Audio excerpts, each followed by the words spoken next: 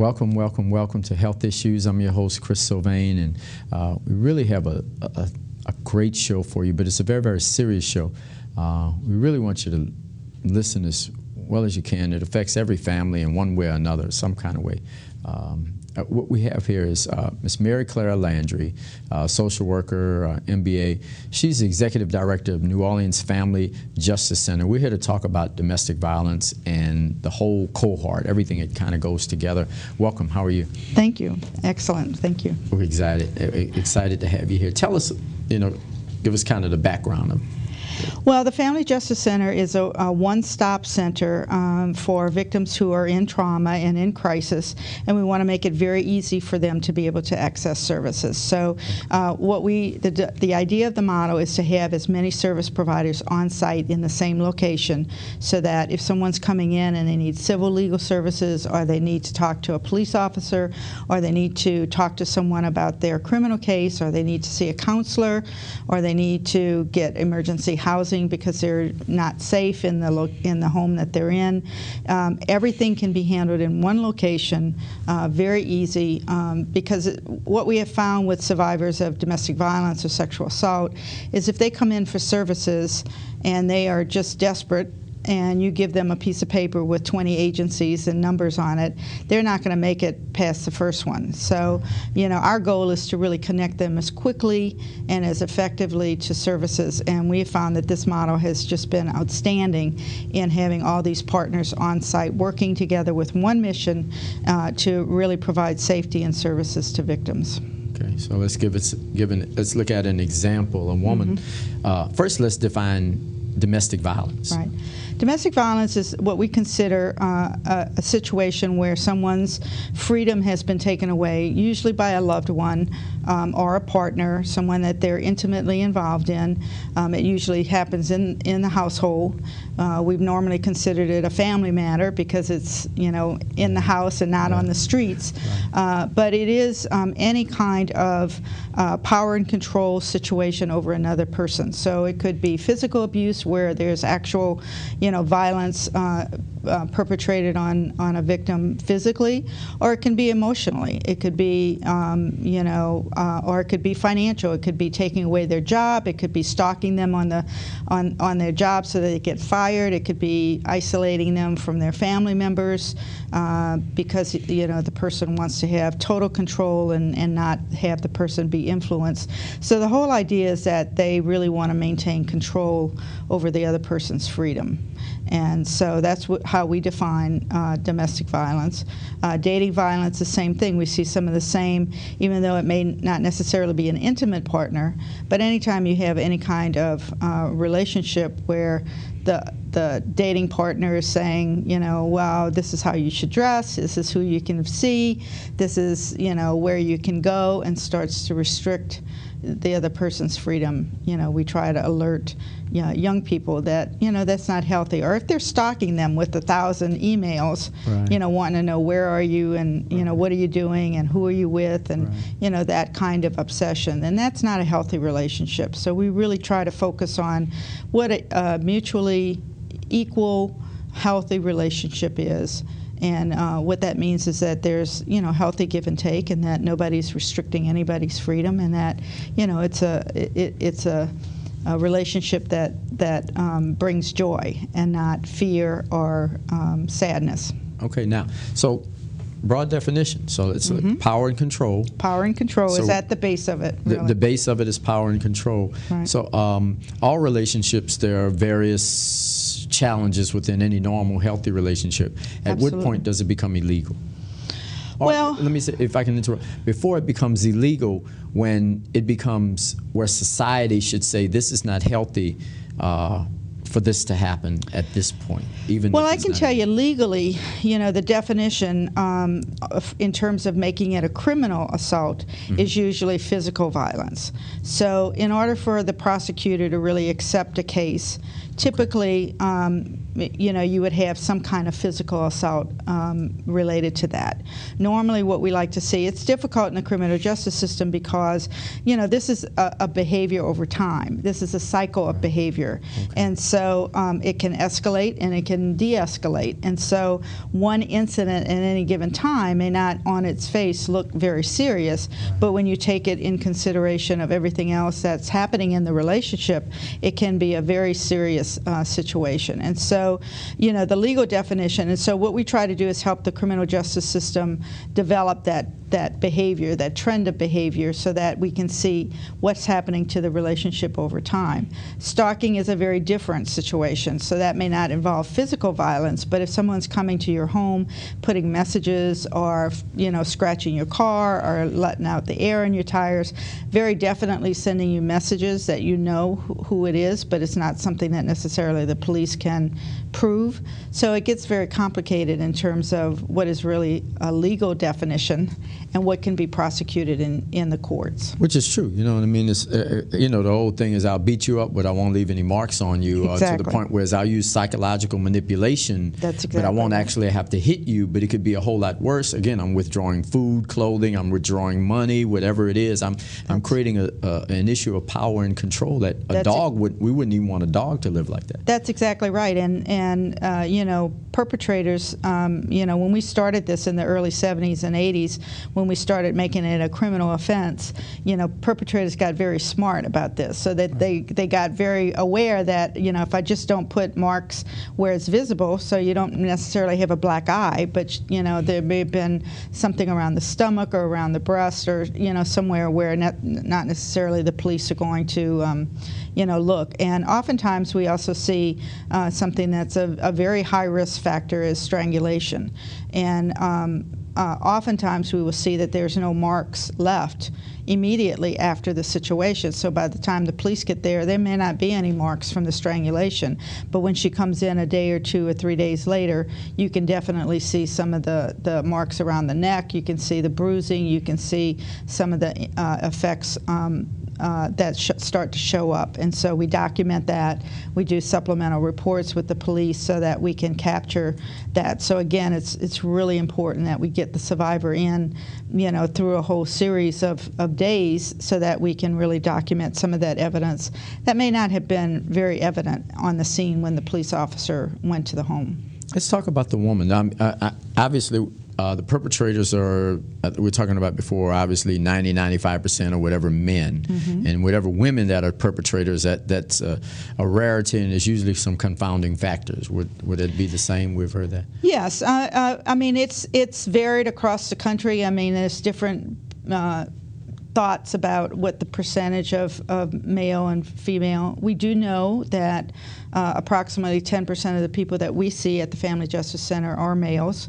And so, but by and large, primarily, this is a male on female crime. And it's not to say that females, it's who has the power in the relationship. Okay. And so we work very hard to help the police identify who the predominant aggressor is. Oftentimes you will see women who will fight back because they've had enough. They're just tired of it and tired of the abuse, and so they'll fight back, or they'll scratch, or, they'll do something. And when the police gets on the scene, he has all the scratches and the bruises, and, she just looks, like a very upset person, angry, and so sometimes it's hard for the police to really understand the dynamic and to really get to, who the predominant aggressor is. But I think the more we can establish, the pattern of behavior and document that, then the better we're able to present that to the district attorney and to the attorneys, and make sure that the judge is really seeing the whole pattern of behavior and what may be retaliatory on behalf of the survivor, just because she's surviving and she's concerned, she's scared, and she's fighting back. I don't want to spend a lot of time here, but I just have to say, looking at the percentages, whether it's 85 or 90%, but it's so hugely on where it's male against female, or whatever. And again, with females, there's usually some other confounding factors or something, or even if it's rare, it's so rare. To me, it's nutty that police would even be concerned about a woman that to me the issue should focus on men, and I don't. Well, I think I don't understand it. Yeah, I really don't. Yeah, I think it's hard. I mean, what we've heard from police is, you think about this, and a couple has been fighting over a long, extended period of time. This may have been going on for a long time. She gets very upset. She's fighting him.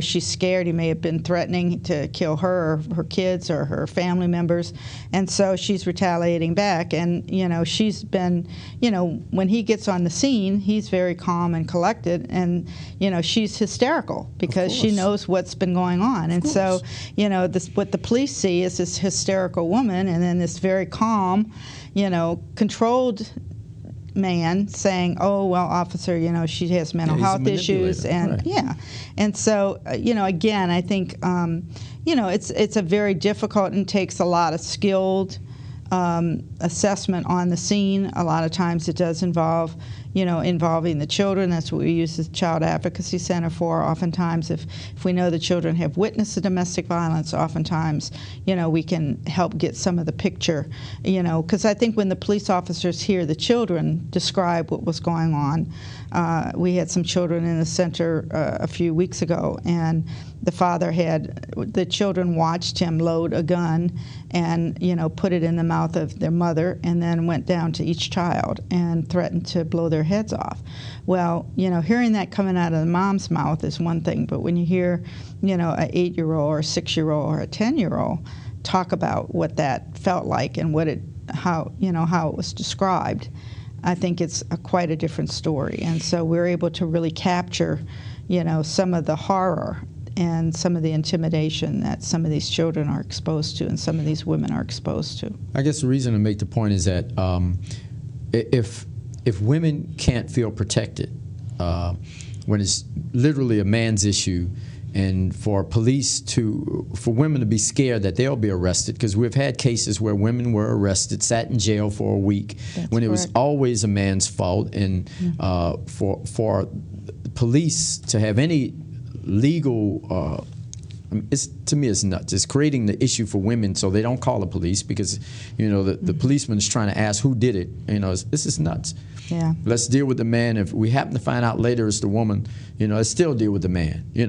But anyway, let's move on. Let's deal with this thing about the woman. What is she feeling? Who is she? Why is this happening to her?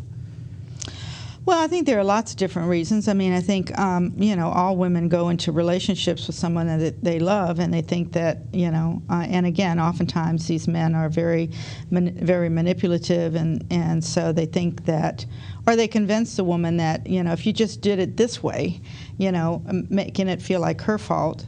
And, of course, she loves him, and so she thinks if I just do something else differently, then it'll change, or I can change him. And in some cases, there may be situations where it's just a bad relationship, and maybe they could get some counseling. But for the most part, in a classic domestic violence situation, no amount of counseling, no amount of therapy, no amount of intervention is really going to help this. Something happened with this guy. Either he grew up in an abusive relationship and didn't learn to value life, or just for whatever reason just feels like he has no control in his life, and so by God, if he can't have control or power anywhere else in the world, then he's going to have it in his domain, which is his home. And so, we need work to do with the perpetrators as well. We can't jail this problem away. The answer is not putting every perpetrator in jail. We have to do a better job at really helping people understand what healthy relationships are. We have to understand what this dynamic of power and control is, and how it is integrated into our systems, into our beliefs, into our family structures, into our cultures. We need to look at issues of race and poverty and economic justice, all these issues that make people feel powerless, and then try to find power in other ways. So it's a complex issue. Some are just really sociopathic, and no amount of intervention is going to help. But I do believe that, we could do a better job with some of these cases. The police get 19,000 calls for service for family disputes in New Orleans in a year. That's a huge amount. The criminal justice system is not the answer for all those cases.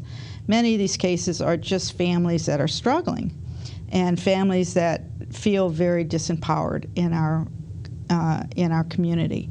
And so, we need to be able to figure out which ones really need very targeted assessment and very severe criminal punishment, and then we need to be able to figure out which ones really are amenable to treatment. If we had some other kinds of interventions that would help families become stronger, I think we'd be, better able to address this. But the volume, the criminal justice system cannot be the only answer to this. There are just too many families that are struggling. Our community is too exposed to violence. It's become kind of normalized in some ways, and with all the children that grow up with violence, we've got to figure out how to curb that experience and, show them, what healthier lifestyles and healthier relationships look like. So I think it's got to be a very complex system of responses, because I just don't think that, we can barely put away people who murder other people, much less people who are just beating other people up. Not that it's just, but, that's not the most effective system. And, Louisiana jails more people than anybody in the world. And so we don't necessarily want to see, and the survivors don't want to see. They just want the violence to end. They don't want necessarily to have this person disappear from their life. They just want him to be different. They want him, and it's difficult because, violence it's not experienced all the time. It's not bad all the time. And so you've got to help them figure out, is the relationship worth salvaging? Is this, something that you want to continue? And or do you deserve something better? And so these are very complex issues. All right. Your thoughts? My thoughts. Well, I do think one of the things, part of the reason we created the Family Justice Center is so we can help the criminal justice system and partner with the criminal justice system to make sure that we're focusing those resources on the ones that are the most lethal. That we've gotten pretty good at being able to screen and assess for those women, and we know from a lot of research across the country that there are high-risk factors that make people very susceptible to being murdered by an intimate partner. So what we want is the criminal justice system to really focus on those cases so that we can protect women from being murdered and children from being murdered and other family members from being murdered.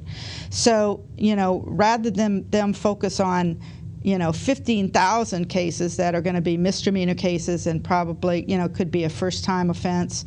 We really want them to help work with us with our high-risk assessment team, be able to identify those cases that we feel are going down a path that's going to really produce a lethal situation. And so that's part of why it's so important that we're all on one site, that we're sharing information, that we're working together, and we're putting those pieces together. Because when we're working in silos across all those systems, then nobody has all the information. And what happens with these cases is that when people are affected by trauma, their memory is impaired. They may not remember. They may not trust people. So they're given bits of pieces of information to the doctor. They're given pieces of information to the social worker, to the child protection worker, to the DA's office. And so what we do is try to create a safe, secure environment where they can trust us, and they help us put the picture together. Because oftentimes, until you have everybody in the same room talking about it, then you can say, and then you can look for signs.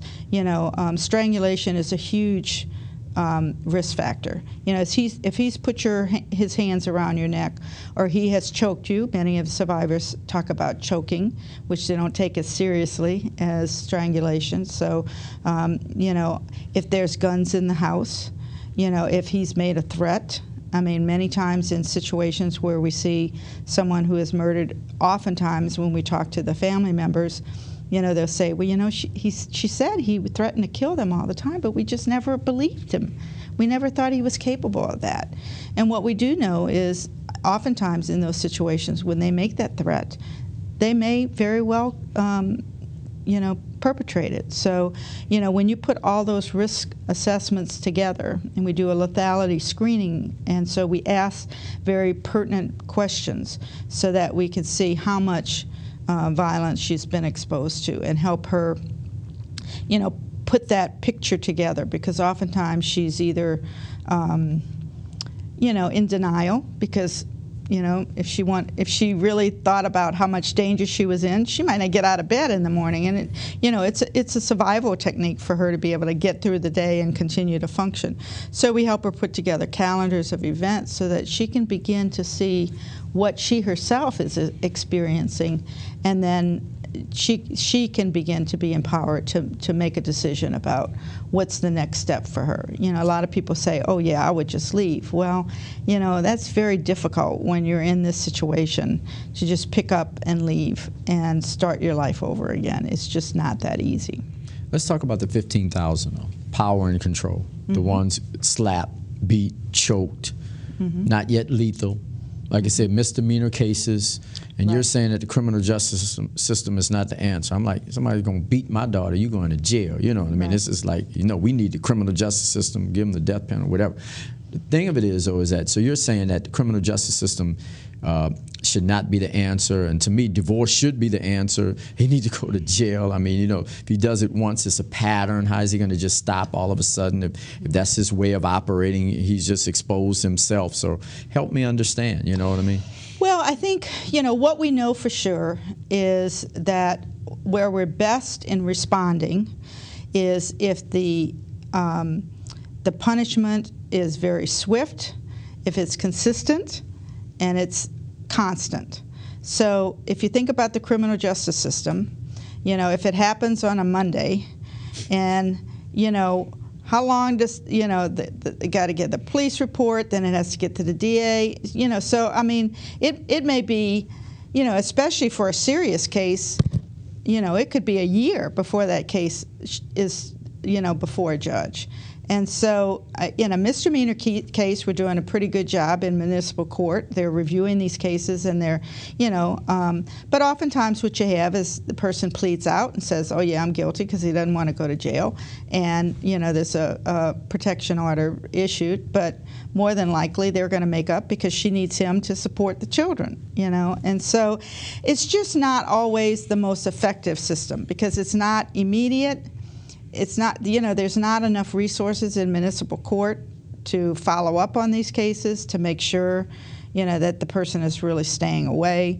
And so the volume of cases overwhelms the system. So I'm saying it's a answer, and in certain cases it absolutely has to be, because there are some perpetrators that nothing else will work but the arm of the judge saying, you need to stay away with her, or you're going to be going back to jail. To me, it sounds like the problem. I mean, we have a toxic society in a sense, and literally, I think your answer is that we need we need higher levels of morality. Absolutely. To me, we're dealing with a moral, ethical issue of the way society and relating to violence is just another symptom. But I guess the problem is that we have a major changes that needs to happen in the court system, or we need to create something systematically as a society.